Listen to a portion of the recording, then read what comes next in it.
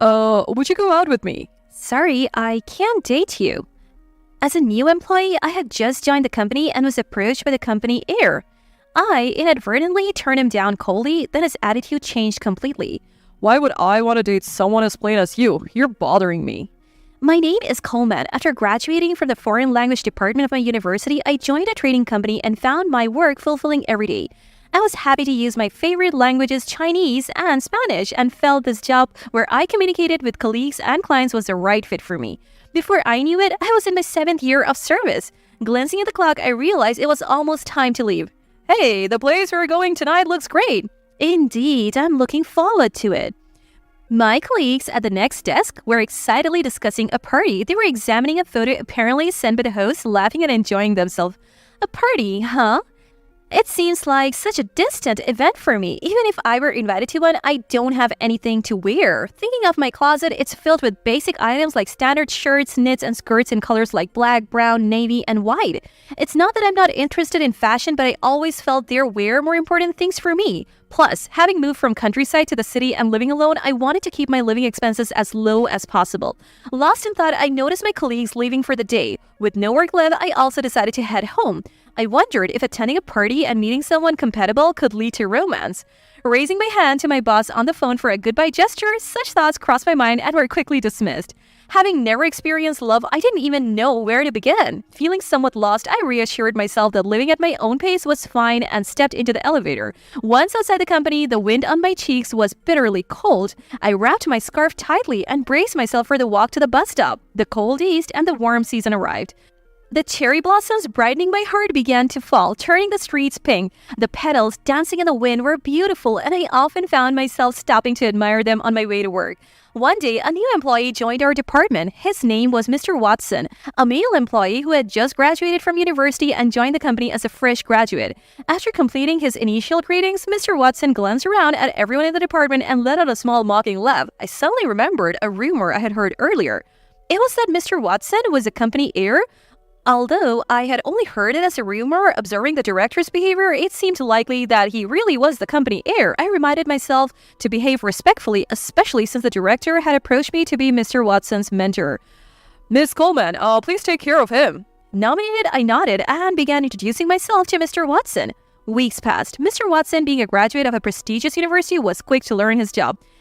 However, he often left his desk during work hours, chatted with female employees, and started conversations unrelated to work, which made me anxious. Once, when a client he was dealing with called urgently, I found him absent from his desk and had to handle the situation myself.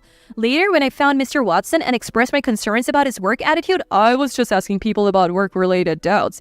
He defended himself. Such matters should be directed to me, your mentor. But, Miss Coleman, you seem busy with many cases.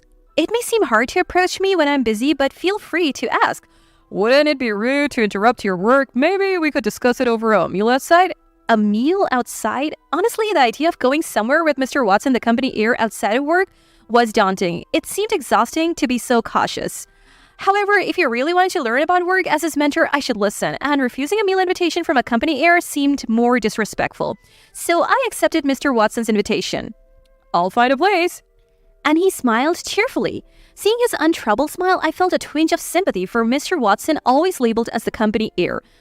On Friday, after work, I went for dinner with Mr. Watson. I had thought that a nearby pub would be fine, but I was puzzled as I entered the restaurant he had chosen.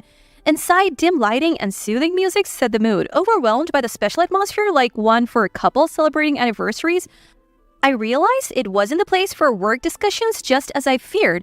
From the appetizers to the after-dinner coffee, Mr. Watson barely touched on work. Our conversations revolved around my college days, my parents' home, how I spend my weekends, Mr. Watson's hobbies like yachting, and his social circle.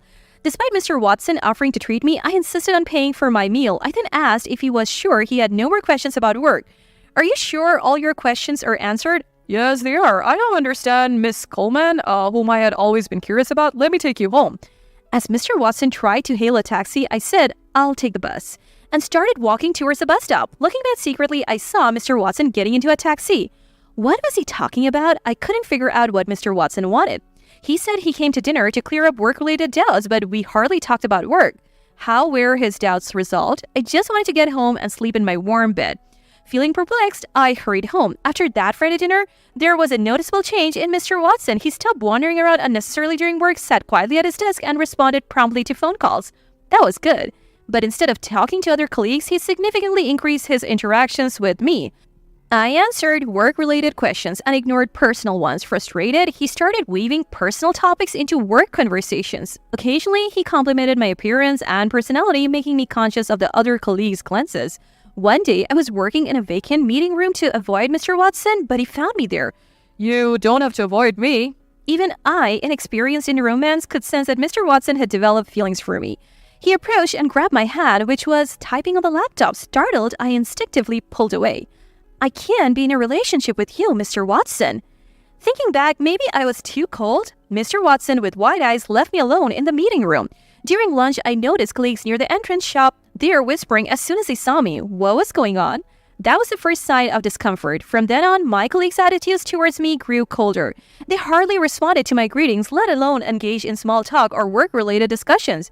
Confused and at a loss, I wanted to understand why, but everyone seemed to be acting the same way.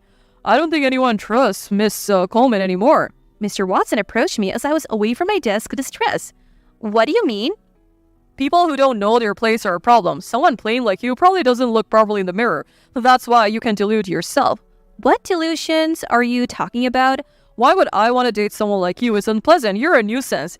Hearing Mr. Watson's words, I finally understood everything. It seemed I was misunderstood as a woman who, thinking she was being courted, had been pressuring colleagues. Probably Mr. Watson spread this rumor. Despite him holding my hand, suggesting his interest, he turned it around on me. The thought of him doing this out of spite made me tremble with fear. But the real terror was yet to come. Colleagues whom I had worked with for a long time and thought would not believe Mr. Watson's words suddenly changed their behavior towards me. Their harsh words and cold attitudes gradually wore me down. Once, when I tried to finish a task for a busy Mr. Watson, he snapped at me. This is my work. I don't like you touching it without permission. Don't interfere. She's always so quick to jump in. Others laughed over someone's remark. That was my breaking point. I broke down silently, and before I knew it, I had left the office. When I regained my senses, I was at home, staring at the night sky and a faint crescent moon through the curtains. Seeing my distress, the company later transferred me to a small branch in the suburbs. Though I wanted to continue working at the headquarters where I could gain more experience, part of me felt relieved to leave that toxic environment, which saddened me. As I left the office where I had worked hard for 7 years, my colleagues sent me off with a mixture of guilt and concern. Holding the farewell bouquet, I thought about how everyone must have felt pressured to confirm to Mr. Watson the company heir. But regardless of what they thought, their cold attitudes and words had deeply hurt me. Confused and without answers, my last day at the headquarters ended. My new workplace was in a green regional city. Driving to work every morning, I enjoyed the light traffic and absence of congestion. The view from my window eased my mind, slowly melting away the unresolved issues from the headquarters. After nearly 6 months at the new office, I became the section chief. With my experience from the headquarters, I was able to help my new colleagues, gradually regaining my confidence with their gratitude. Young and pretty women like you are always welcome here. The colleagues of the branch like to joke around, and the older employees often make light comments like that. Honestly, even if it's a joke, comments about my appearance hurt. They remind me of Mr. Watson and my days at the headquarters, leaving me at a loss for words, but then help came my way. Isn't that kind of comment bordering on sexual harassment? As I struggled to respond, Mr. Brooks, a senior colleague at the branch, came to my rescue. Oh, I'm sorry, Miss Coleman. Be more mindful. The colleagues nearly laughed, creating a warm and friendly atmosphere that eased the end of the conversation. When Mr. Brooks sat at the desk opposite me, and I nodded in acknowledgement, he responded with a bright smile. He really is like a sunflower, I thought. Mr. Brooks, with his bright and approachable personality, was like the mood maker of our branch. He was competent at his work, and I had often sought his help. His presence, surrounded by colleagues who admired him, felt reassuring and shone like the sun, especially during my initial tough days after the transfer. One day, not long after my move, this happened. Not in the mood for chatting, I sat on a bench near the parking lot, quietly eating a sandwich and frozen fried chicken I had bought for lunch. You made your own lunch bag? That's commendable. Mr. Brooks appeared beside me unexpectedly. It's just something simple. Trying to keep my voice cheerful, Mr. Brooks engaged in some trivial small talk before saying, I might be speaking out of turn here, but he prefaced. You don't have to answer if you don't want to. I have a contact at the headquarters who told me about the circumstances of Miss Coleman's transfer. My heart started racing. What if Mr. Brooks believed the rumors, but his words were kind and comforting? I've heard about your character and work reputation. It must have been tough, but most people don't believe those baseless rumors. Let's work hard together in this new place. Thank you, I said, feeling relieved and unexpectedly standing up. I noticed then that Mr. Brooks was quite short, about my height or maybe even slightly shorter. I wondered why he always seemed so large and dependable in the office. It was as if his unassuming and endearing presence had a disarming effect, easing any sense of caution. Let's do our best, he said, and I nodded emphatically. As my relationship with my colleagues grew stronger and my job responsibilities expanded with my promotion, my motivation increased. Then, a young sales representative made a mistake by forgetting a client meeting. Although the error was covered by other sales staff and resolved without major issues, a deep conversation with the young representative revealed a struggle with the workload. I saw this as an opportunity to rethink our work methods. With Mr. Brooks and few veteran employees, we formed a team to discuss job assignments, flexible working hours for parenting, and various other aspects. Through individual interviews to understand everyone's situation, we adjusted and soon saw changes. Despite reduced overtime, productivity clearly increased and the branch's performance improved rapidly. Our team was thrilled with the success, and upon receiving a request from the headquarters to explain our rapid improvement, Mr. Brooks and I were chosen to represent the branch. Entering the headquarters again after a long time brought back nostalgic scenes. I had feared that the memories of my difficult days before the transfer would haunt me, but instead I felt proud of my old workplace and wasn't perturbed. In fact, I stood there proudly, feeling honored by our achievements.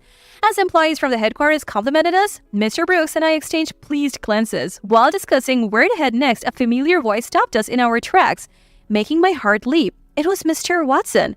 The president has requested to see you. Please, follow me. Mr. Brooks stepped forward to lead the way, shielding me as we headed to the president's office. Upon entering the room after a knock, the president greeted us with a smile. I have heard of your achievements. It's excellent that you have tackled improving the work environment. The system is well thought out. We would like to implement it at the headquarters too. Thank you. The detailed plan was mainly developed by Miss Coleman here. I couldn't have done it alone. So, you're Miss Coleman. Mr. Brooks, who has an impressive sales record, speaks highly of you. Such a capable person should marry Richard and support the company. I'm open to that idea. After all, we have worked together before, and we even enjoyed a meal at a fancy restaurant. Is that so? Then this will be a quick conversation. As the conversation took an absurd turn, I showed my refusal. I must decline that offer. Mr. Brooks spoke up in my support. Is he the president's son? Yes, he's currently gaining practical experience at the headquarters for his future. I've heard from colleagues here about frequent, unexcused absences disrupting work, poor treatment of women, baseless accusations, and intrusive personal conversations interfering with other employees' tasks. That's a lie. We have evidence. Mr. Brooks played a video on his mobile phone showing Mr. Watson's work attitude. This was filmed by a colleague at the headquarters. They felt guilty about filming without permission, but everyone's productivity was dropping, and it seemed like the only way to address it. This is a matter that affects the company's profit and loss. While I was confused, Mr. Brooks continued to push the conversation forward. Despite her outstanding performance, Miss Cole was unfairly transferred due to baseless rumors spread by your son. I have compiled statements from employees who worked in the same department at the time. Please have a look. Shocked by Mr. Brooks' initiative, I was speechless. After reading the documents, the president in a low voice asked his son to explain. Richard, what is this about? Dad, The president, seemingly angry upon learning about his son's conduct, glared at Mr. Watson. In a fluster, Mr. Watson tried to talk his way out, but we left the president's office, leaving him behind. A few weeks later, during a quiet break when the office was empty, I was admiring the vibrant green of the mountains outside the window when Mr. Brooks came over and shared some news. Apparently, Mr. Watson had been let go from the company following the incident in the president's office. The president, infuriated, offered no help, and Mr. Watson had trouble finding another job, causing a stir until his final day. That's the trouble with being a company heir, I thought, feeling somewhat detached. Does it give you some closure? Mr. Brooks jokingly asked. It's irrelevant to me, I replied, opening a new project file. You have a beautiful face, Miss Coleman, he said after a pause. My hand stopped in surprise, but surprisingly, I didn't feel uncomfortable being complimented on my appearance. In fact, I was pleased. Thank you. Mr. Brooks continued with a shy smile. You're very beautiful, without much makeup, not wearing flashy clothes. Simple and unadorned, yet you work and smile happily. That's really nice. Hearing him say that, I thought Mr. Brooks himself was really nice. So I told him just that. Thank you. Mr. Brooks, smiling in response, still had that cute sunflower-like quality, yet seemed as dependable and significant as the sun. Soon, we began meeting outside work somewhat like casual dates. Our branch's performance continued to excel, and the labor improvement system I developed was making a positive impact at the headquarters. Though there were times of despair, the supportive environment with trusted colleagues made it all worthwhile. Maybe it was even a blessing in disguise. It seemed that even seemingly adverse events could lead to good outcomes if one stays sincere. Lately, I have been feeling the profound depths of life more keenly.